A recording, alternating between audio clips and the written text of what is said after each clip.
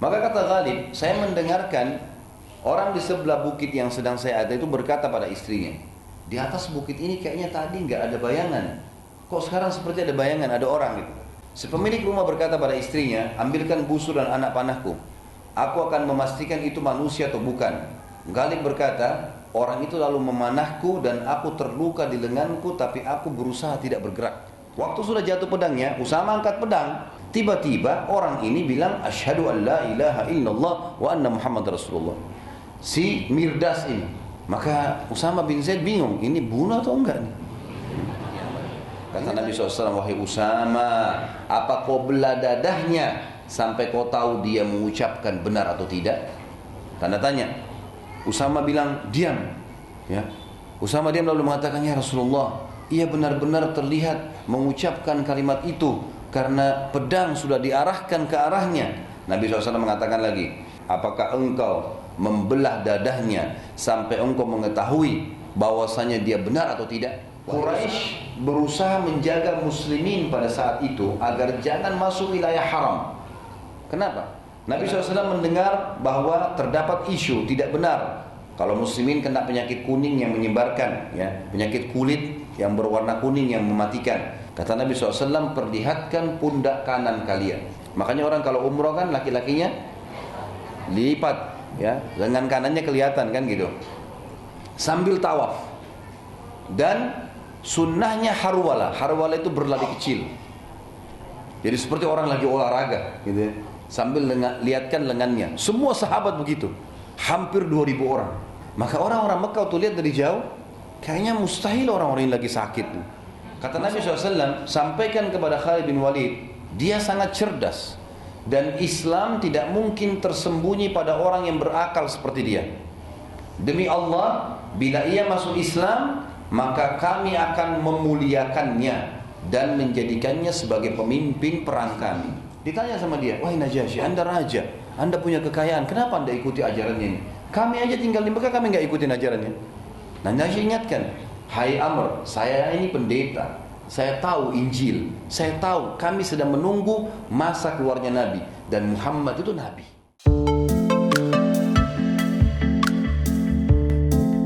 Nabi SAW terus mengutus pasukan atau mengirim pasukan dalam menghukum suku-suku Arab yang terlibat dalam perang Ahzab.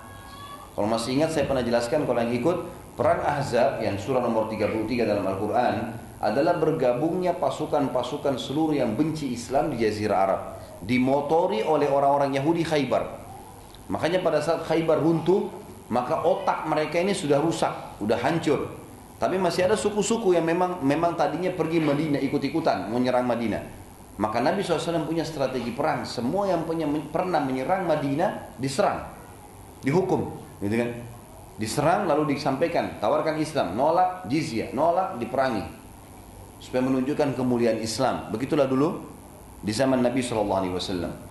Maka diantaranya yang Nabi SAW utus adalah yang pertama Sariyah. Sariyah ini teman-teman pasukan kecil, jumlahnya 3-100 orang.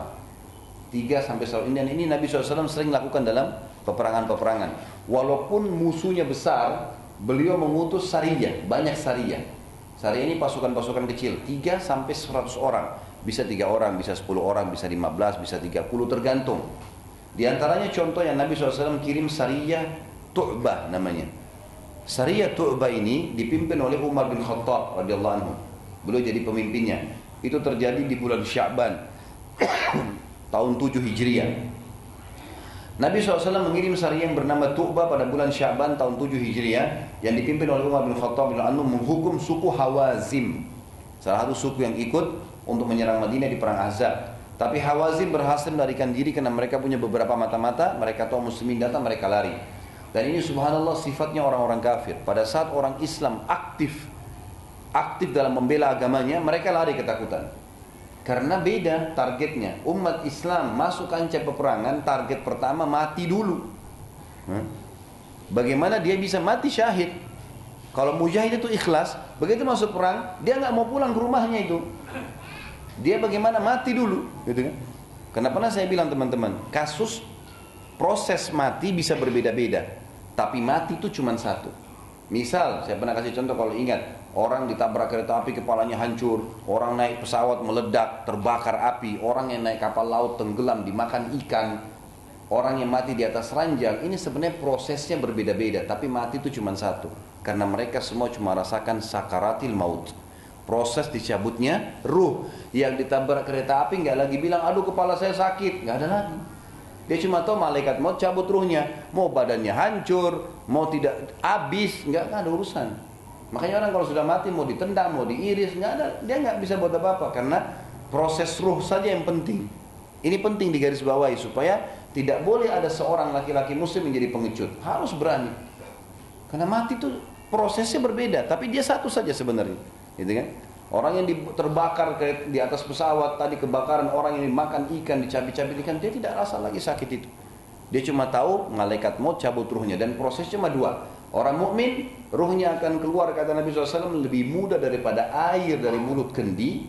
Kalau dia orang kafir atau fasik, akan sulit keluar dari tubuhnya karena bertebaran ruhnya. Lalu malaikat mencambuk dengan keras wajah dan bokong mereka, lalu ditarik dengan keras, ibaratnya seperti bulu domba yang dibasahkan lalu dililitkan di pohon berduri, dan ditarik sehingga berantakanlah bulu domba itu. Cuma itu saja prosesinya. Jadi ini perlu digarisbawahi teman-teman sekalian. Makanya para sahabat kena paham poin apa yang saya jelaskan ke Bapak Ibu sekarang.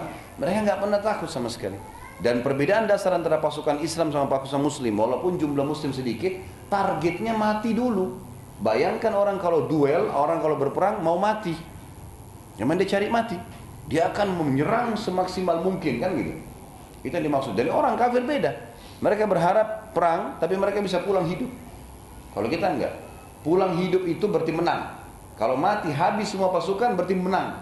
Dua-duanya menang, gak ada kalah gitu. Tapi mati adalah target utama.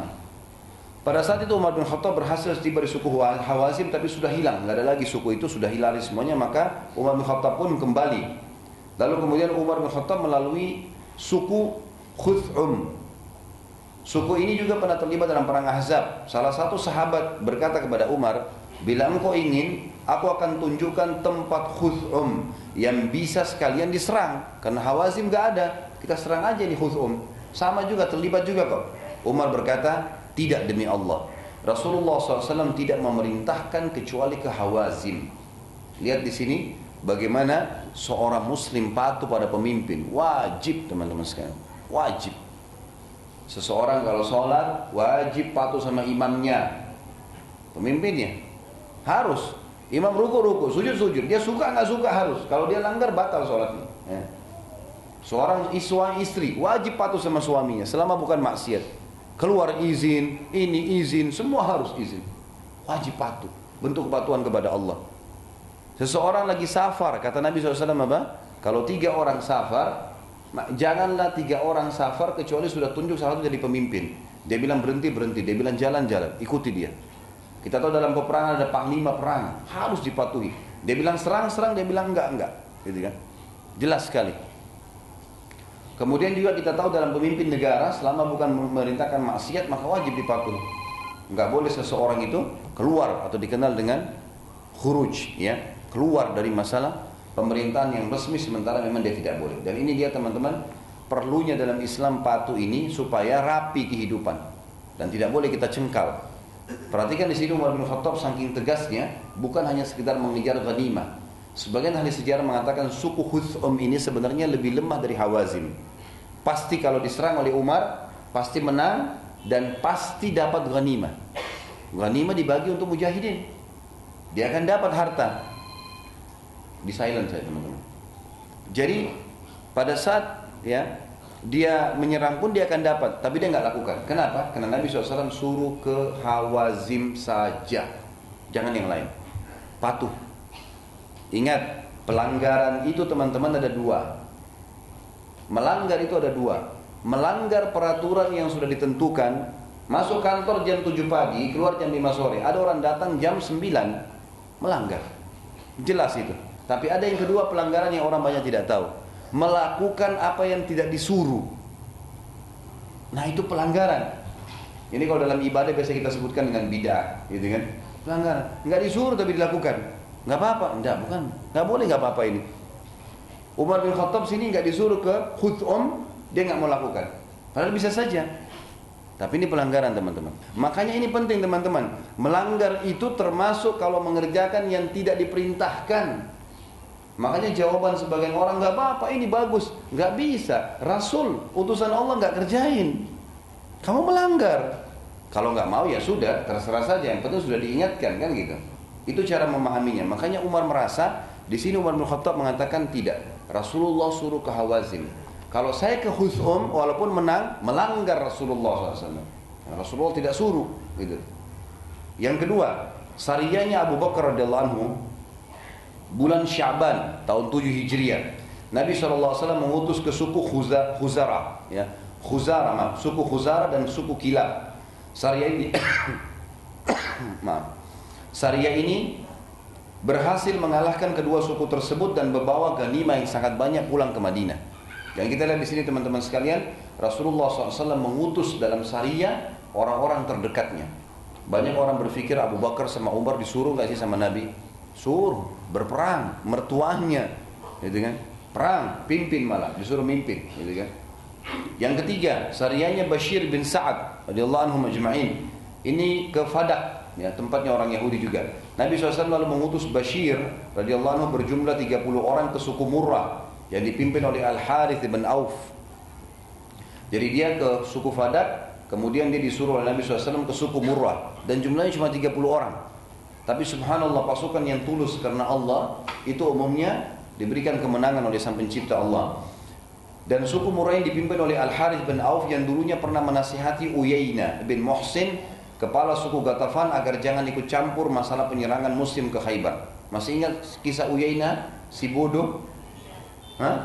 Ya, yang waktu Nabi SAW mau nyerang Khaybar, kemudian dia mau bela Yahudi, sampai akhirnya sudah kalah, gitu kan? Sudah kalah Yahudi, masih negosiasi sama Nabi, minta harta. Ya, akhirnya Nabi mengatakan, saya akan kasih kamu satu gunung di padang pasir sana, ambil aja. Gitu.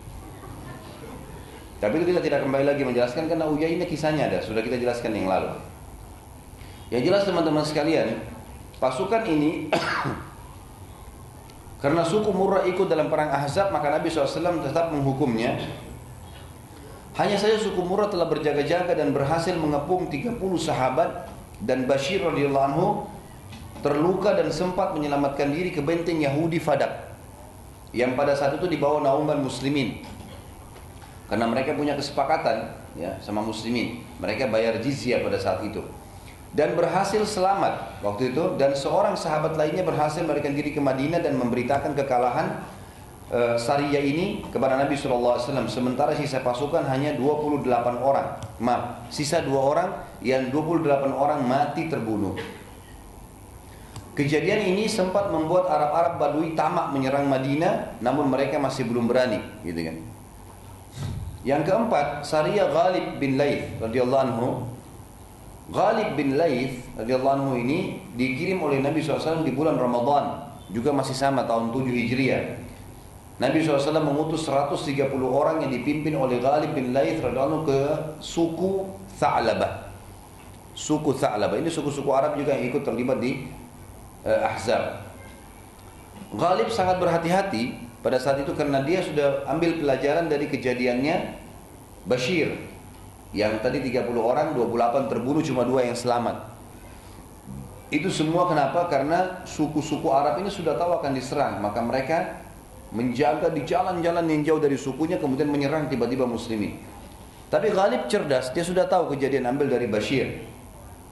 Maka dia pun pada saat itu Ghalib memerintahkan agar setiap sahabat bersama selalu dengan 2 orang, dan mereka saling mengenal baik dengan gerakan maupun nama, sehingga tidak saling serang saat menyerang musuh dan pada saat malam hari sudah gelap.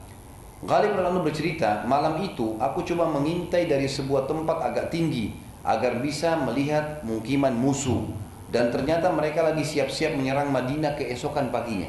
Jadi ternyata suku ini memang mau, Tha'labah ini mau menyerang Madinah. Maka dia bilang, saya pun naik ke tempat tinggi, saya mengintai, lihat dari jauh, malam hari gelap. Tiba-tiba saja aku baru sadar kalau aku sedang berada di sebuah rumah, di sebelah rumah salah seorang dari suku ini, ya. Pemilik rumah berkata pada istrinya yang aku sempat dengar suaranya, sesungguhnya malam tidak ada bayangan hitam ya di atas bukit. Yang itu kok sekarang ada bayangannya. Jadi si Galib cerita, dia mau ngintai, dia nggak sadar kalau sebenarnya tempat yang dia sedang ada itu adalah di sebelahnya ada rumah masyarakat suku Tha'labah ini tadi. Suku itu ya. Maka kata Galib, saya mendengarkan orang di sebelah bukit yang sedang saya ada itu berkata pada istrinya, di atas bukit ini kayaknya tadi nggak ada bayangan. Kok sekarang seperti ada bayangan, ada orang gitu. Galib berkata, aku pun tidak bergerak karena khawatir ketahuan, sementara kami akan menyerang malam itu. Si pemilik rumah berkata pada istrinya, ambilkan busur dan anak panahku. Aku akan memastikan itu manusia atau bukan. Galib berkata, orang itu lalu memanahku dan aku terluka di lenganku, tapi aku berusaha tidak bergerak. Gitu. Ia masih penasaran, dia berkata lagi sama istrinya, demi Allah, aku yakin tidak meleset. Panahanku pasti kena betul. Tapi biar aku pastikan lagi. Lalu ia memanahkan lagi yang kedua kalinya. Tepat kena di lenganku yang kedua kalinya. Bersebelahan antara anak panah dengan anak panah yang keduanya. Robek dan keluar darah. Dan aku berusaha untuk tidak bergerak. Orang itu berkata lagi, demi Allah, kalau itu sesuatu yang bernyawa pasti dia akan bergerak. Pada malam itu terjadilah, karena kejadian ini akhirnya Galib, orang itu tidur, Galib pun berhasil pergi dan dia sudah bisa tahu kira-kira kekuatan musuh ada berapa orang. Dan setelah dia pastikan jumlah mereka, sudah dipastikan juga mereka istirahat semuanya, maka Galib pun pada saat itu menyuruh pasukannya untuk menyerang pada malam itu. Mereka menyerang dan berhasil memenangkan peperangan serta membawa banyak sekali hewan ternak dan tawanan perang. Pada saat selesai perang, ada seseorang dari suku Tha'labah tadi yang bernama Mirdas bin Nuhaik yang terlihat oleh Usama bin Zaid. Jadi waktu itu perintahnya sama-sama ya muslimin, jangan pisah. Di malam hari kita akan serang tiba-tiba. Itu pesannya Galib. Setiap orang harus kenal temannya. Kalau perlu dia pakai nama lain tidak masalah. Yang penting dia tahu gerak-gerik temannya, pakaiannya dia tahu. Jadi dia nggak boleh pisah. Selalu berpegangan dua tangan, berdekatan terus dua orang. Karena ini mau nyerang malam-malam gelap. Jangan sampai salah serang. Ya, temannya sendiri yang diserang pada saat itu. Maka pada waktu muslimin menang, berhasil membuat kacau mereka karena di malam hari. Mirdas bin Nuhaik ini adalah salah satu dari suku Tha'labah itu. Dia terlihat oleh Usama bin Zaid dan orang itu terus saja menghina dan mencaci maki Islam, juga Nabi SAW.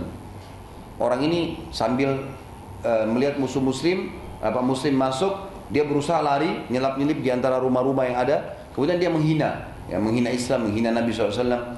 Maka Usama bin Zaid mengejarnya, sementara orang itu lari. Pada saat Usama menemukannya, Usama berduel dengannya. Terus saja duel dengan Usama dan para sahabat menyaksikan, orang-orang menyaksikan sampai orang itu berhasil dipukul tangannya oleh Usama, berdarah, jatuh pedangnya. Waktu sudah jatuh pedangnya, Usama angkat pedang. Biasa orang sudah duel dalam kondisi gerakan sudah lebih cepat, maka akan ditebas oleh Usama. Tiba-tiba orang ini bilang asyhadu an la ilaha illallah wa anna Muhammad Rasulullah. Si Mirdas ini, gitu kan? Maka Usama bin Zaid bingung, ini bunuh atau enggak nih? Ini tadi orang ini nyerang saya, gitu kan? Dan kalau bukan karena saya nangkis, saya sudah dibunuh sama dia. Usama bilang ini orang bohong, ditebas sama Usama. Matilah si Mirdas ini, gitu kan? Pendamping Usama, tadi kan si Galib bilang, ingat dua orang ya, ada temannya dari orang Ansar bilang, wahai Usama, bagaimana engkau membunuhnya sementara ia sudah mengucapkan syahadat? Kata Usama, sungguh ia mengucapkan karena takut dengan pedangku. Jelas ia tadi menghina Islam, menghina Nabi SAW, menyerangku. Bayangkan teman-teman sini, kalau kita berhadapan sama musuh, jelas-jelas dia berusaha bunuh kita, tangkis, serang dan seterusnya. Terus sudah susah payah kita kalahkan, begitu mau ditusuk, asyhadu an la ilaha illallah wa anna Muhammadar Rasulullah. Enak benar orang. Dia tahu dengan syahadat gak bisa dibunuh kan. Maka simpang siurlah informasinya. Ini Usama benar atau salah nih? Ini kalau dia sudah bunuh orang sudah syahadat, berarti bunuh muslim, dosa ini nggak boleh. Maka pada saat tiba pasukan di Madinah, pada saat pasukan tiba ke Galib, ke pimpinan perang, lalu menceritakan kasusnya Usama. Galib lalu memanggil Usama dan bertanya, bagaimana engkau bisa membunuhnya hai Usama sementara dia sudah mengucapkan La ilaha illallah Muhammad Rasulullah. Usama menjawab hal yang sama. Sungguh ia terus mengolok-olok Islam. Dia mengolok Nabi SAW. Dia mengucapkan kalimat itu karena takut dengan pedangku. Tadi dia serang, saya tangkis. Saya serang, dia tangkis. Sekarang dia kalah. Lalu dia syahadat. Dia cuma mau selamat dari pedang. Ghalib lalu bingung. Juga tidak tahu harus bilang apa. Dia panglima perang. Tidak boleh ambil keputusan. Karena kalau seseorang membunuh muslim tanpa sebab, hukumnya kan dia dipenggal. Nah gitu. Kan ada hukum syar'i. Ada orang berantem sama muslim yang lain tanpa sebab, hanya emosi-emosian lalu dia bunuh. Hukumnya qisas. Dia juga harus dipenggal. Ghalib bingung, ini Usama dihukum atau enggak nih? Maka Ghalib pun bingung, lalu dia membiarkan masalah tergantung sampai tiba di Madinah dan mereka menceritakan kepada Nabi SAW. Maka Nabi SAW panggil Usama bin Zaid di depan para pasukannya pada saat itu. Lalu Nabi SAW tanya, wahai Usama, bagaimana engkau bisa membunuh seseorang yang sudah mengucapkan La ilaha illallah Muhammadur Rasulullah? Usama menjawab, wahai utusan Allah, sungguh ia terus mengolok-olok Islam dan anda juga diolok-olok. Dan ia mengucapkan kalimat tersebut karena takut lihat pedangku ya Rasulullah. Jelas-jelas dia tadi serang saya, dia berusaha membunuh saya. Kalau saya tidak nangkis, maka saya sudah mati. Maka saya tahu dia mengucapkan itu hanya karena takut dengan pedang. Maka Nabi SAW teman-teman memberikan kepada kita sebuah instruksi penting, berlaku hukum sampai hari kiamat. Kata Nabi SAW, wahai Usama, apa kau belah dadahnya sampai kau tahu dia mengucapkan benar atau tidak? Tanda tanya. Usama bilang, diam. Ya. Usama diam lalu mengatakan, ya Rasulullah, ia benar-benar terlihat mengucapkan kalimat itu karena pedang sudah diarahkan ke arahnya. Nabi SAW mengatakan lagi, apakah engkau membelah dadahnya sampai engkau mengetahui bahwasanya dia benar atau tidak? Wahai Usama, di mana kau akan menghindar dari hukuman Allah dengan kalimat La ilaha illallah Muhammadur Rasulullah yang sudah diucapkan sama dia? Kalau Allah tanya kau hari kiamat, dia sudah syahadat, kenapa kau bunuh? Kau akan jawab yang sama, maka Allah akan tanya yang sama. Apa kau sudah belah dadahnya sampai kau tahu? Kata Usama, Nabi SAW terus mengulangi kalimat tersebut. Wahai Usama, apa kau belah dadanya kau tahu dia juta atau tidak? Wahai Usama, apa kau belah dadanya sampai kau tahu dia juta atau tidak? Terus Nabi SAW ulangi. Kata Usama, aku terus merasa rasa takut dalam hatiku masuk sampai aku berpikir dosaku tidak akan dimaafkan pada hari itu. Dan aku berharap aku bisa masuk ke kuburan dan tidak hidup lagi. Jadi kena takutnya begini. Semenjak kejadian tersebut, Usama tidak pernah ikut serta dalam peperangan melawan muslimin. Semenjak kejadian itu, tidak pernah. Karena Usama bin Zaid hidup di zaman Ali bin Abi Thalib waktu terjadi perang dengan Muawiyah dalam Siffin. Juga Usama hidup di zaman peperangan antara Ali bin Abi Thalib dengan pasukan Aisyah, perang Jamal, gitu kan? Tapi Usama bin Zaid tidak pernah mau ikut-ikutan pada saat itu. Dan setiap kali diajak untuk bergabung, maka dia mengatakan, aku tidak akan pernah mengangkat pedangku lagi setelah kejadian Mirdas. Mirdas kan syahadat tadi, gitu kan? Dari mana dia tahu ini jujur atau tidak? Berarti teman-teman sekalian, hukum zahirnya orang yang itu yang kita nilai. Orang ini mengaku muslim ya sudah. Dia syahadat, dia jujur, enggak, bukan urusan kita. Hukumnya hukum yang kelihatan. Nah, gitu. Bukan yang lain. Berada tugas kita untuk mengorek-ngorek hatinya orang, kita nggak tahu. Orang kasih kita atau kita kasih orang, terus kita mau nilai orang ini ikhlas nggak sih? Bukan urusan kita ikhlas. Urusannya Allah sama dia sama Allah. Kita nggak tahu itu.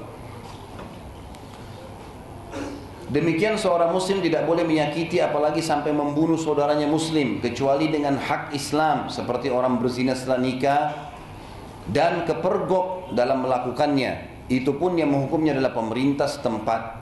Juga ia tidak boleh membunuh teman-teman sekalian kecuali dengan kasus-kasus berikut ini. Seperti misal, ya, dia diserang tiba-tiba oleh perampok, atau dia sedang membela kehormatannya, hartanya, keluarganya, gitu kan? Atau dia masuk di kancah peperangan dan dia tidak tahu apakah itu muslim atau kafir, sehingga dia membunuhnya dengan cara salah.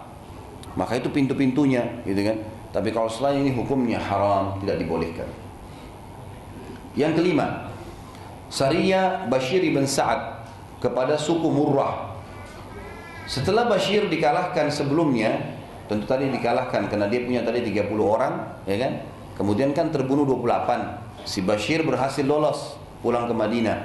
Maka Nabi SAW utus lagi kembali Bashir setelah ia sembuh pulih dari lukanya pada bulan Syawal tahun 7 Hijriah, Nabi SAW mengutusnya kembali ke suku Murrah yang telah mengalahkannya dan membunuh sahabat-sahabatnya yang 28 orang. Kali ini Nabi SAW mengutus Bashir radhiyallahu anhu dengan kekuatan 300 personil perang. Tadi cuma 30, sekarang 300. Bashir radhiyallahu anhu akhirnya berhasil mengalahkan suku Murrah dan menawan sebagian besar dari mereka dan mendapatkan banyak sekali harta rampasan perang. Mendengar kejadian tersebut, kepala suku Murrah yang bernama Harith bin Auf berfikir dan ia akhirnya mendatangi Uyainah, kepala suku Ghatafan, dan mencoba meyakinkannya bahwa sungguh perkara Muhammad sudah jelas akan menguasai seluruh kepulauan Arab. Baru saja 2 bulan dia berhasil, 2 bulan baru berhasil kami bunuh 28 orang sahabatnya. Ternyata dia sudah bisa mengutus pasukan lebih besar dan mengalahkan suku kami. Quraisy sudah berdamai dengannya, Khaybar sudah ditaklukkan. Maka betul-betul Muhammad telah menjadi pemimpin di Jazirah Arab. Lalu dia bilang, bagaimana Uyainah kalau kita berdua menuju ke Madinah dan menyatakan masuk Islam? Uyainah tadi yang dapat gelar yang pertemuan yang lalu kita katakan si bodoh yang diikuti oleh sukunya. Maka keduanya pun akhirnya datang ke Madinah untuk menyatakan masuk Islam. Namun di tengah jalan keduanya bertemu lagi dengan salah satu tokoh Arab yang bernama Farra bin Hubairah. Farra bin Hubairah. Jadi Al-Harith ibn Auf dengan Uyainah sudah niat mau ke Madinah masuk Islam. Karena tahu kekuatan Nabi ini sudah besar. Mereka takut. Karena memang jiwanya mereka militer, maka mereka takut kalau dikalahkan. Mereka mau masuk Islam gara-gara itu. Di tengah jalan mereka bertemu dengan satu orang tokoh Arab yang lain namanya Farra bin Hubairah. Sudah dekat dengan Madinah. Waktu itu Farra ini menyembah berhala, tapi dia lakukan umroh. Dan saya sudah bilang teman-teman, orang-orang Jazirah Arab mengenal Allah ya. Mereka tahu Allah pada saat itu, termasuk Quraisy. Tapi mereka berbuat kemusyrikan. Mereka menyembah berhala, dijadikan perantara antara benda mati itu dengan Allah Subhanahu wa taala. Makanya di dalam Al-Quran dikatakan, A'udzubillahi minasyaitonirrajim, wa idza sa'altahum man khalaqas samawati wal arda wa sakhkhara asy-syamsa wal qamar la yaquluna Allah. Hai Muhammad, kalau kau tanya kepada orang-orang Arab itu, orang Quraisy, orang-orang Arab Jazirah Arab, siapa yang menciptakan langit dan bumi? Siapa yang mengurus matahari dan bulan, terbit di pagi hari, matahari dan malam hari bulannya? Mereka akan mengatakan Allah. Jadi mereka tahu Tuhan Allah, gitu kan? Lalu ditanya, kalau gitu kenapa kalian sembah berhala-berhala ini? Untuk apa patung-patung ini? Kalian buat-buat sendiri, kalian ukir sendiri, diberikan nama Hubal, apalah, Lat dan Uzza dan seterusnya. Maka mereka Allah kekalkan dalam Al-Quran, mereka bilang, ma na'buduhum illa liyuqarribuna ilallahi zulfa. Kami enggak sembah berhala-berhala ini kecuali kami jadikan perantara antara kami dengan Allah. Sementara Allah tidak butuh perantara benda mati. Gak butuh benda mati. Allah SWT menyuruh kita meminta langsung.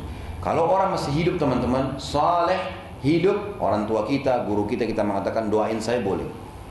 Orang masih hidup, tapi orang sudah mati, dia butuh kita, gitu kan? Dia butuh untuk kita doakan.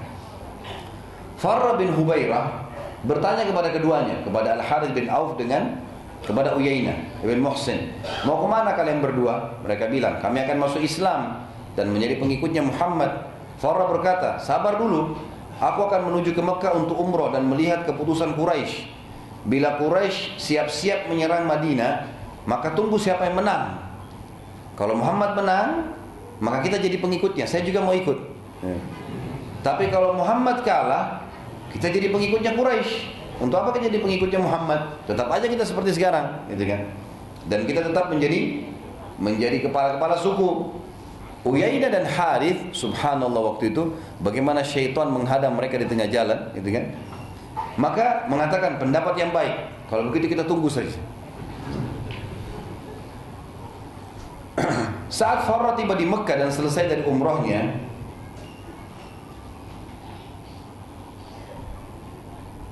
maka ia sempat bertanya kepada tokoh-tokoh Quraisy, apa keputusan kalian tentang kesepakatan kalian dengan Muhammad? Quraisy menjawab, sungguh kami hanya berdamai sesaat saja dengan Muhammad agar kami bisa mengatur strategi menghabisi Muhammad dan para pengikutnya. Pada saat itu secara kebetulan kepala suku Bakar namanya Naufal, kepala suku Bakar namanya Naufal bin Muawiyah Ad-Daili. Ad-Daili. Sekali lagi, pada saat itu kebetulan ada kepala suku Bakar yang hadir namanya Naufal bin Muawiyah Ad-Daili yang merupakan sekutu Quraisy di kesepakatan Hudaybiyah. Saya reviewkan kembali teman-teman kalau ingat, waktu itu ada kesepakatan Hudaybiyah, Nabi SAW damai dengan Quraisy 10 tahun tidak ada peperangan, nggak boleh saling menyerang, gitu kan? Siapa yang masuk ke agama yang murtad dari muslimin menuju ke Mekah nggak boleh diambil, gitu kan? Tapi siapa yang datang dari Mekah diusir keluar, gitu kan? Harus dikembalikan ke Mekah. Seperti itu ada kesepakatan beberapa yang sudah kita jelaskan yang lalu. Lalu termasuk dalam kesepakatan adalah suku manapun dari suku Arab mau bersekutu dengan Quraisy, silahkan iklankan sekarang. Siapa yang mau bersekutu dengan muslimin, silahkan iklankan sekarang. Maka suku Bakar bersekutu dengan Quraisy. Dan ada suku yang lain namanya suku Khuza'ah. Suku Khuza'ah ini bersekutu dengan muslimin, kan gitu. Farrah pada saat itu, kebetulan ini ada tadi Naufal bin Muawiyah Ad-Daili hadir pada saat itu, kepala sukunya, kepala suku Bakar, dia hadir, dia dengar pembicaraan itu. Maka dia pun rupanya mengatur strategi, si Naufal ini dia mengatur strategi untuk bisa mengacaukan kesepakatan. Dia kemudian mengutus pasukannya untuk menyerang suku Khuza'ah. Suku Khuza'ah adalah sekutu Nabi SAW, sekutu muslimin. Maka Bakar menyerang Khuza'ah pada saat itu. Farrah yang tadi yang jadi bahasan kita ini, dia melihat hal tersebut, maka ia pun mengambil kesimpulan bahwa kesepakatan Hudaybiyah hanya dusta saja dan Quraisy menipu muslimin. Maka ia pun balik kepada Uyainah dan Harith dan menceritakan keadaan Mekah, tapi dia merekayasa mengatakan, sungguh Quraisy akan menyerang Madinah, maka kalian tidak usah masuk Islam. Serentak Uyainah dan Harith mengatakan, kalau begitu kita tunda keislaman kita. Pada saat itu sangat banyak sariyah yang diutus oleh Nabi SAW, dan baik besar maupun kecil, dan umumnya berhasil dan sukses. Namun yang penting adalah pada saat bulan Syawal tahun 7 Hijriah adalah terjadi yang namanya Umrah Qadha. Umrah Qadha. Dan kita akan bahas ini teman-teman sekalian. Umrah Qadha. Umrah, kita sudah tahu ibadah umrah yang 5 rukunnya. Niat, ihram, kemudian tawaf, sa'i dan tahallul. Kalau haji ditambah rukun yang ke-6, wukuf di Arafah. Nabi SAW waktu keluar kesepakatan Hudaybiyah teman-teman sekalian, niatnya keluar 1.400 orang dari Madinah mau umrah, kan gitu. Lalu orang-orang Quraisy kan nahan, nggak boleh. Kalian boleh masuk Mekah tahun depan. Tahun ini nggak boleh. Yang sempat Umar bin Khattab merasa kecewa, marah, mau menyerang Mekah gitu kan. Tapi akhirnya Nabi SAW mengatakan tidak bisa, Allah belum perintahkan kita, gitu kan. Nah, tahun depannya, ini kan dari tadi 1 tahun ini untuk Nabi balik ke Madinah, Nabi kirim pasukan-pasukan menyerang Khaybar, menyerang suku ini, menyerang suku itu.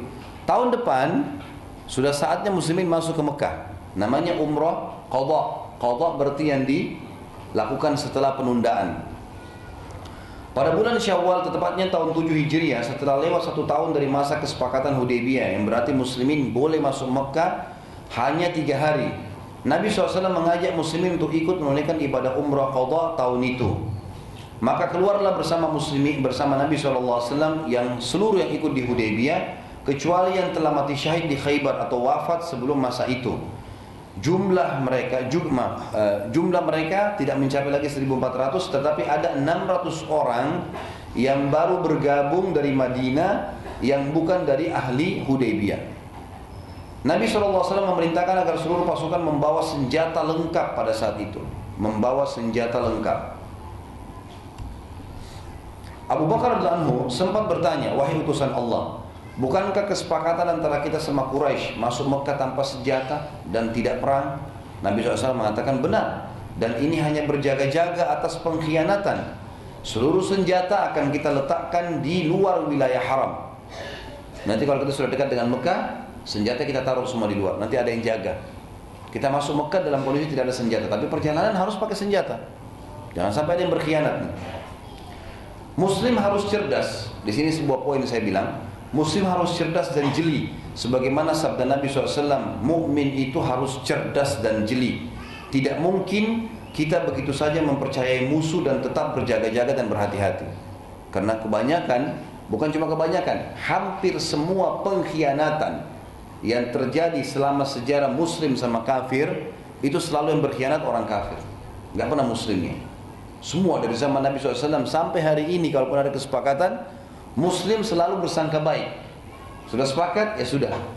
Sama dengan teman-teman kerjasama bisnis di perusahaan atau berteman, kita seringkali jujur, sudahlah, sudah tahu gitu, umumlah, percaya. Kalau mereka enggak, maka sebuah pelajaran penting dari kejadian di sini, Nabi SAW memberikan pelajaran kita tidak boleh percaya 100% pada musuh dan harus berjaga-jaga. Tetap kita di atas kesepakatan tapi berjaga-jaga. Saat muslimin tiba dan akan memasuki wilayah haram, Quraisy melihat muslimin pakai senjata. Maka mereka bertanya kepada Nabi SAW, wahai Muhammad, bukankah kesepakatan antara kita masuk Mekah tanpa senjata dan tanpa perang? Lalu kenapa kau membawa senjata? Kata Nabi SAW, kami tetap dalam kesepakatan kami. Semua senjata kami akan kami letakkan di luar wilayah haram. Seluruh senjata muslimin dijaga oleh 200 orang sahabat yang akan bergantian menunaikan ibadah umrah, dan mereka setiap saat bisa memasuki Mekah dan membagikan senjata kepada muslimin kalau orang Mekah berkhianat. Jadi rupanya dari kurang lebih hampir 2.000 orang sahabat yang pergi umrah bersama Nabi SAW, itu 200 jaga senjata di luar wilayah haram, selebihnya masuk ke Mekah. Kalau terjadi pengkhianatan di Mekah, maka 200 ini siap membawa senjata bagiin ke teman-temannya. Seperti itulah. Quraisy saat itu berharap permasalahan umrah muslimin segera selesai dan tidak perlu berita umrah mereka tersebar ke kepulauan Arab, karena sahabat sudah masuk. Dan perlu teman-teman tahu juga ya, waktu kita dibahas masalah kesepakatan Hudaybiyah, Quraisy berusaha menjaga muslimin pada saat itu agar jangan masuk wilayah haram. Kenapa? Karena kalau sudah masuk wilayah haram, orang Quraisy juga tahu tidak boleh membunuh orang yang berihram. Mereka pun yakin itu. Dan aib besar di Jazirah Arab kalau orang sedang haji atau umrah lalu diserang. Memalukan sekali. Makanya Quraisy tidak berani. Dan Nabi SAW di sini mengatakan, kita masuk haram tapi tanpa senjata. Senjata taruh di luar, tapi senjata dijaga 200 orang. Seperti itulah. Makanya orang-orang Quraisy ini juga setuju akhirnya. Karena masuk wilayah haram tidak pakai senjata. Abu Sufyan pada saat itu, pemimpin Quraisy, memerintahkan agar seluruh penduduk Mekah keluar dari Mekah, dan ia menyuruh agar disebarkan berita bahwa muslimin dari Madinah menderita penyakit kuning yang menular. Ya. Mendengar berita tersebut, maka hampir seluruh masyarakat Mekah keluar dari kota Mekah karena takut terjangkit penyakit muslimin. Berarti ini strateginya saja Abu Sufyan. Karena dia waktu bilang, ayo keluar dari Mekah, biarkan muslimin saja yang di Mekah gitu. Supaya jangan ada interaksi, jangan ada orang yang baru masuk Islam. Tapi rupanya orang-orang Mekah banyak nggak mau keluar. Ini kan dari Madinah juga banyak kerabat mereka, gitu kan? Mereka juga mau transaksi, mau jual barang. Maka Abu Sufyan sebarin berita, nih yang datang sekarang hampir 2.000 orang semua berpenyakitan, menular. Kalau kalian mau tinggal silakan, kena penyakit, gitu kan? Akhirnya mereka keluar. Mendengar berita tersebut, maka hampir seluruh Mekah keluar dan mereka naik di atas bukit. Yang tinggal di Mekah hanya sebagian tokoh-tokohnya seperti Ikrimah bin Abu Jahal, Safwan bin Muawiyah dan yang lainnya. Muslimin saat memasuki Mekah heran melihat tidak ada orang. Maka mereka pun memasuki Mekah dalam keadaan aman. Mereka bertakbir, mereka bertahlil, mereka tawaf, serta menyelesaikan umrah mereka dengan rasa aman memang. Karena memang tidak ada manusia pada saat itu. Cuma ada 2-3 orang saja di Mekah. Nabi SAW sudah 7 tahun tidak memasuki Mekah pada saat itu setelah hijrah ke Madinah. Dan beliau SAW sangat gembira, apalagi melihat masuk dengan muslimin. Mereka terus saja bersyukur pada Allah yang maha mulia pada saat itu. Mereka bersyukur kepada Allah Subhanahu wa ta'ala pada saat itu. Nabi SAW sudah 7 tahun tidak memasuki Mekah. Maka beliau pun SAW sangat gembira dengan muslimin dan bersyukur kepada Allah Subhanahu wa ta'ala. Nabi SAW mendengar bahwa terdapat isu tidak benar kalau muslimin kena penyakit kuning yang menyebarkan, penyakit kulit yang berwarna kuning yang mematikan. Maka beliau bersabda memerintahkan kepada para sahabat mengatakan, Allah akan merahmati siapapun yang menunjukkan kekuatannya pada hari ini. Jadi perlu teman-teman tahu ya, penyakit kuning itu membuat orang kulitnya rusak, badannya lemah, memang menular. Seperti itulah zaman itu ya. Sekarang bagaimana caranya agar bisa muslimin menunjukkan isu itu tidak benar? Kalau ngomong mungkin orang tidak percaya, apalagi orang-orang sudah banyak keluar. Tapi perlu diketahui, masyarakat Mekah itu mereka tinggal di sekitar gunung-gunung. Karena mereka sambil lihat rumahnya, mereka sambil lihat usahanya, tokonya ditutup selama 3 hari kan gitu. Mereka sambil lihat, bagaimana caranya supaya muslimin bisa membantah isu itu. Nabi SAW mengatakan kepada para sahabat waktu mereka mau tawaf, semoga Allah merahmati siapapun yang menunjukkan kekuatannya hari ini. Bagaimana caranya kata para sahabat ya Rasulullah? Kata Nabi SAW, perlihatkan pundak kanan kalian. Perlihatkan pundak kanan.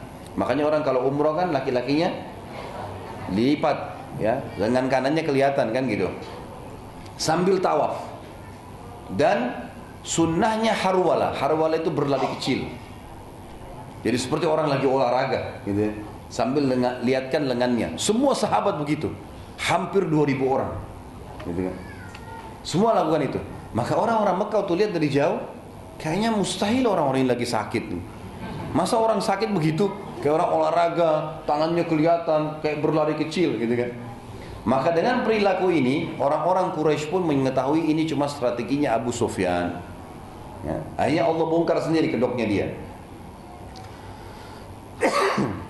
Saat sedang tawaf, sahabat mulia namanya Abdullah bin Rawaha radhiyallahu anhu melantunkan syair yang masyhur. Dia mengatakan begini, Khallu banil kuffari an sabili.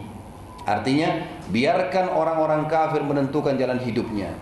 Dan ini syair teman-teman, kalau zaman dulu, kalau sudah diucapkan, itu menjadi rebutan orang menghafal. Karena kayak sesuatu media, kalau kita sekarang media, isu yang baik gitu loh. Maka kalau dia ucapkan ini, syair ini orang akan hafal, orang akan sebutkan. Dia ucapkan dalam bentuk syair, dia mengatakan khallu banil kufari an sabili. Biarkan orang-orang kafir menentukan jalan hidupnya. Inni syahidtu annahur rasul. Sesungguhnya aku betul-betul bersaksi kalau Muhammad ini adalah utusan Allah. Haqqan wa kullul khairi fi sabili. Sungguh kebenaran bahwa semua kebaikan ada di jalannya, maksudnya jalan Nabi SAW. Nahnu qatalnakum ala ta'wili. Dan ini dikeraskan suaranya. Nahnu qatalnakum ala ta'wili. Maksudnya kami akan memerangi kalian sesuai instruksi. Nabi kami bilang perang, kami perangi kalian. Ini nantang ini. Ini kalimat nantang kalau dalam bahasa Arab. Kama darabnakum ala tanzili. Sebagaimana kami akan memerangi kalian sesuai dengan tuntunan Al-Quran yang telah turun. Darban yuzilul hamman wa yuzilul amman an makili. Perang dan pukulan-pukulan kami, kalau kami perangi kalian, ini sambil tawaf ya, sambil nunjukin tadi gayanya seperti olahraga, sambil dia lantunkan dengan suara keras. Pukulan dan perang dari kami akan menyebabkan kesedihan menimpa kalian selamanya. Wa yurhirul khalila an khalili. Dan perang kami pasti akan memisahkan kekasih dari kekasihnya. Saya tulis ini teman-teman, dan para ahli sejarah juga mengatakan, saya nukil dari mereka tentunya, kalau syair Abdullah sebenarnya, kalau orang-orang Arab faham, ini adalah tantangan perang, menantang perang. Artinya, walaupun kita sekarang sepakat, kalian macam-macam kami perang loh ini, seperti itulah. Maka ini penghinaan untuk orang Quraisy. Kalau mereka diam, mereka tidak balas, berarti terhina. Apalagi ini syair akan menyebar gitu kan. Seakan-akan yang mengatakan kami akan memenggal kepala-kepala kalian, menghukum kalian, ya, membasmi kalian dan seterusnya. Umar bin Khattab menegur Abdullah bin Rawaha. Ada apa dengan wahai Abdullah? Apa yang engkau ucapkan? Umar menegur di sini karena dua hal. Yang pertama, waktu itu sedang tawaf. Semestinya lantunan syair tidak diucapkan. Yang diucapkan adalah zikir, doa, gitu. Itu teguran Umar. Yang kedua, kata ahli sejarah, teguran Umar kepada Abdullah bin Rawaha radhiyallahu anhu ajma'in, muslimin sedang tidak bersenjata. Jangan sampai nanti Quraisy tersinggung, tiba-tiba serang muslimin. Jadi masalah, untuk apa kau ucapin itu? Nabi SAW berkata kepada Umar, wahai Umar, sungguh aku mendengar apa yang diucapkan oleh Abdullah. Lalu Nabi SAW menghadap ke Abdullah sambil berkata, wahai Abdullah, ucapkan dengan suara keras, ganti syair-syairmu, la ilaha illallah wahdah, sadaqa wa'dah, wa nasara abda, wa azza junda, wa hazamal ahzaba wahdah. Ganti syairmu sekarang, sama sebenarnya, tantangan juga, tapi maknanya kalimat tauhid. Artinya, tidak ada Tuhan yang berhak disembah kecuali Allah, dan tidak ada sekutu baginya. Dia esa. Dia selalu betul dengan janji-janjinya. Dia menolong hambanya Muhammad, dan dia juga yang akan mengalahkan pasukan-pasukan yang banyak. Dia memenangkan pasukannya, dan dia akan mengalahkan pasukan-pasukan yang banyak. Lalu Abdullah pun melantunkan, dan menjadilah sunnah sekarang. Sunnah orang kalau tawaf membaca ini. Nabi SAW lalu menyembelih domba, dan ini sunnah juga dalam umrah. Serta dia wajib bagi haji tamattu dan qiran. Ya. Jadi teman-teman yang masih belum dikerjakan oleh banyak orang sekarang adalah melakukan hadyu. Apa itu hadyu? Sembelihan yang dilakukan pada saat umrah. Kita ketahui, banyak orang kita tahu cuma kalau haji saja kan. Padahal sebenarnya umrah juga itu sunnah, hadyu namanya. Ini sudah 2 kali kita jelaskan. Kita jelaskan pada saat menjelaskan kesepakatan Hudaybiyah. Kan salah satu yang membuat orang-orang Quraisy akhirnya mau nego dengan Nabi, karena mereka lihat di pasukan di kalangan muslimin ada hadyu. Hadyu adalah hewan-hewan yang niat disembelih pada saat umrah di wilayah haram, dan di lehernya dikasih tanda, biasanya kain warna merah atau apa, ini adalah hadyu. Tidak akan ditunggangi, memang begitu dibawa. Nah, ini termasuk sunnah Nabi SAW. Kalau haji memang sudah jelas dalam 2 jenis haji. Haji ada 3 macam. Ada haji ifrad, haji saja. Ini nggak ada kurbannya. Ada haji tamattu, umroh dan haji. Umroh dulu baru haji, namanya tamattu, artinya menikmati, gitu kan? Maka ini ada kurbannya. Kayak kita banyak Indonesia lakukan ini ya.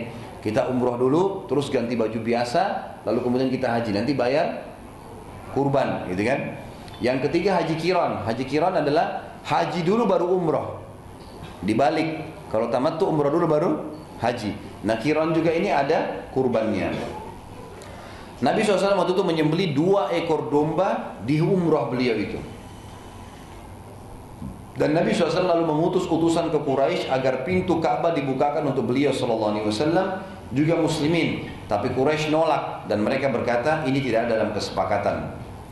Nabi SAW melihat kekakuan Quraisy dalam hal tersebut, padahal siapapun yang masuk Mekah boleh masuk Ka'bah kecuali muslimin. Maka beliau SAW memerintahkan agar Bilal naik ke atas Ka'bah, lalu azan dengan suara keras. Tadinya Nabi SAW cuma minta apa? Buka pintu Ka'bah, kami mau masuk. Selama ini Ka'bah gak pernah ditutup. Waktu itu gak pernah ditutup. Pintunya selalu terbuka. Dan dulu Ka'bah punya 2 pintu teman-teman. Pintu dari sisi yang sekarang ada, dan sisi sebelahnya. Ya. Jadi 2 sisi. Jadi orang masuk keluar dari Zulu. Sampai zaman Nabi SAW, sampai zaman khilafah Islam segala masih begitu. Nanti terakhir-terakhir ini baru ditutup karena jumlah muslimin sudah terlalu banyak. Kalau dibuka malah jadi fitnah, gitu kan? Sekarang aja ditutup, orang masih banyak curi kiswahnya. Ya.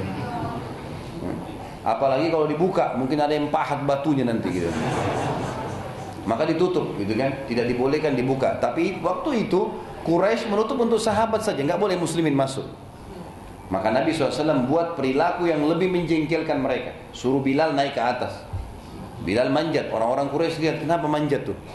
Naik sampai ke atas, suruh azan. Bilal berteriak dengan suara keras gitu.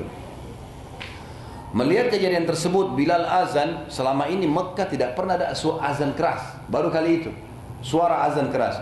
Quraisy jadi terpukul, tetapi tidak bisa buat apa-apa karena mereka dalam kesepakatan damai, nggak boleh ganggu. Ikrimah bin Abi Jahal berkata, sungguh sangat baik Abu Jahal tidak melihat budak ini naik Ka'bah dan azan di atasnya. Gitu. Abu Jahal kan sudah mati di perang Badar kan.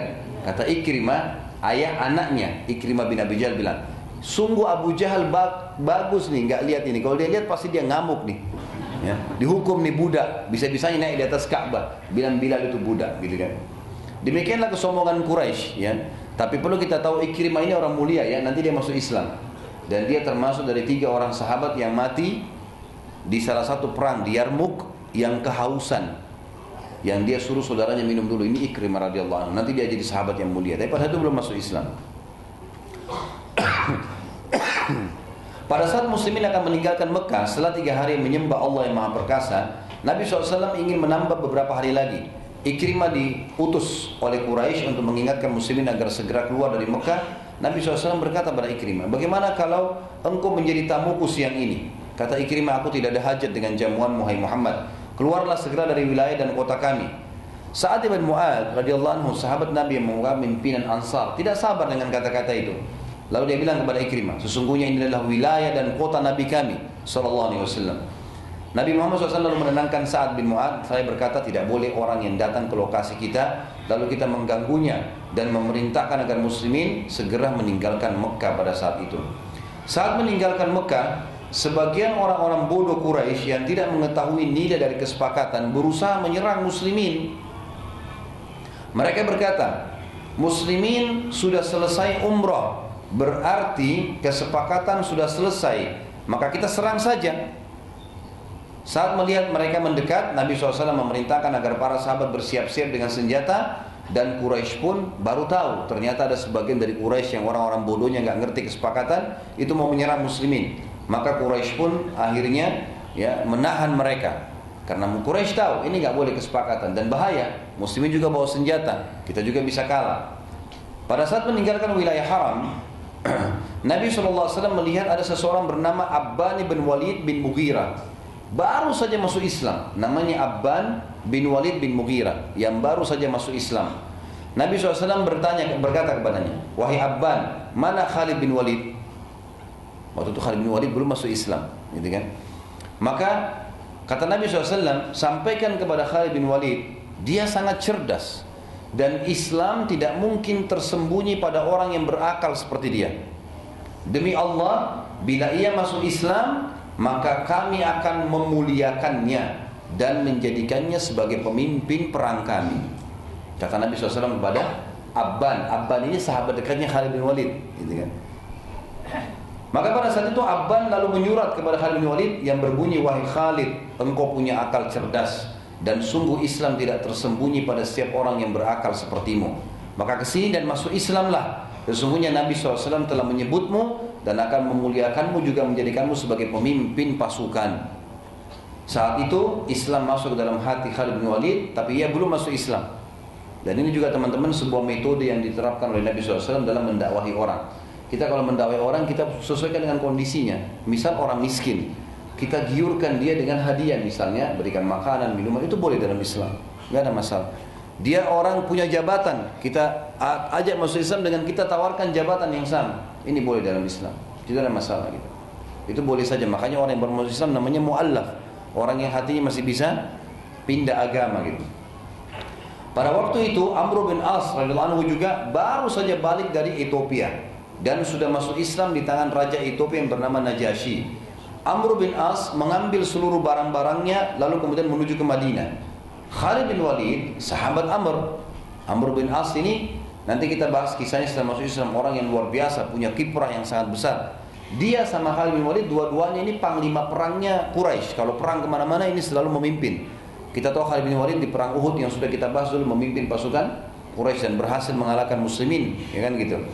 Yang jelas Amr bin As ini rupanya dia pernah diutus oleh orang-orang Quraisy menuju ke Ethiopia untuk menarik Ja'far bin Abi Thalib yang sudah masuk Islam dari Quraisy. Saya sudah pernah ceritakan masalah itu tentunya. Yang jelas teman-teman sekalian, Amr bin As rupanya masuk Islam di tangannya Najasyi. Dia heran, kok Najasyi ini masuk Islam? Ditanya sama dia, wahai Najasyi, anda raja, anda punya kekayaan, kenapa anda ikuti ajarannya ini? Kami aja tinggal di Mekah, kami nggak ikutin ajarannya. Nah, Najasyi ingatkan, hai Amr, saya ini pendeta, saya tahu Injil, saya tahu kami sedang menunggu masa keluarnya Nabi dan Muhammad itu Nabi. Maka Amr jadi masuk Islam dalam hatinya, mau masuk Islam. Dia kembali dari Ethiopia, dia kembali ke Mekah pas waktu tadi ada umrah qada ini, gitu kan?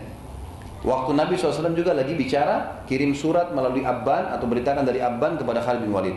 Lalu Amr bin As pulang ke Mekah, ngambil seluruh hartanya, dia mau ke Madinah, mau masuk Islam.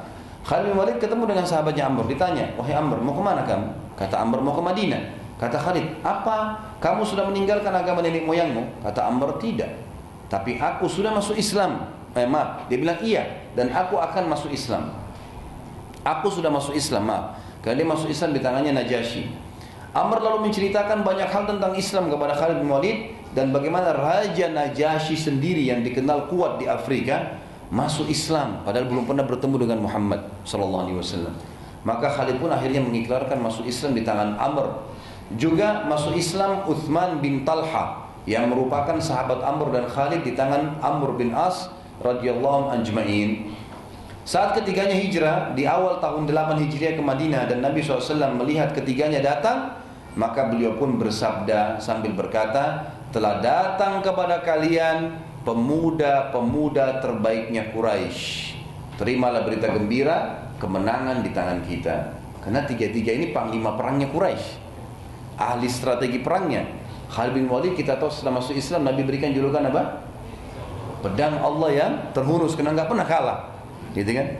Kemudian Amr bin As dikenal dengan orang yang sangat cerdas dalam strategi perang. Bayangkan dengan pasukan sedikit 8.000 orang sekian bisa menembus Mesir dan Afrika pada saat tahun 20 Hijrah di zaman Umar bin Khattab, gitu kan? Begitu pula dengan sahabat mereka tadi yang ketiga. Ini juga Uthman bin Talha adalah orang yang terkenal dengan strategi perangnya. Nanti kan kita lihat banyak kiprahnya juga yang setelah masuk Islam dalam pembebasan kota Mekah, sekaligus juga dia akan diberikan wewenang oleh Nabi SAW. Pada bulan Jumadil Awal tahun 8 Hijriah datanglah mayoritas suku Khuza'ah dan mengikrarkan keislamannya di hadapan Nabi SAW. Dan ini bahasan kita sampai sini teman-teman sekalian. Bagaimana beberapa sariyah yang dikirim oleh Nabi SAW pada saat selesai Khaybar, dan bagaimana umrah qadha juga selesai. Dan nanti kita akan membahas ke depan bagaimana surat-surat Nabi SAW yang dikirim kepada raja-raja dunia pada saat itu. Ada di antara mereka yang menolak, ada di antara mereka yang terima. Dan juga bagaimana pengkhianatan suku Bakr yang merupakan sekutu Quraisy yang akan menyerang Khuza'ah. Dan akhirnya gara-gara ini pemicu penyerangan ke Mekah. Dan akhirnya Nabi SAW akan bebaskan kota Mekah nantinya. Allahu a'lam.